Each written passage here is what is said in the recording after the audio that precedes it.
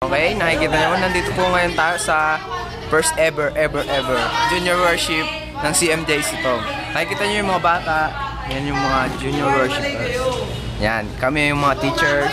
Nakikita nyo doon yung una, si Ate Rose, si Ate lahat yan, mga teachers yan.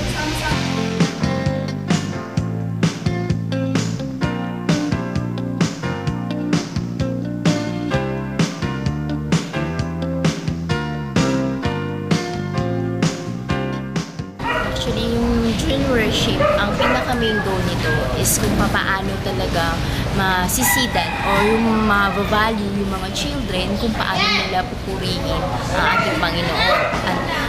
At the early age, kailangan, kahit na children pa lang sila, na-inputan na sila kung paano magpuri at kung anong kahalagahan ng pagpupuri sa ating Panginoon ang pag-worship. Dahil hindi natin sila binabaliwala, ayaw natin silang ma-left behind.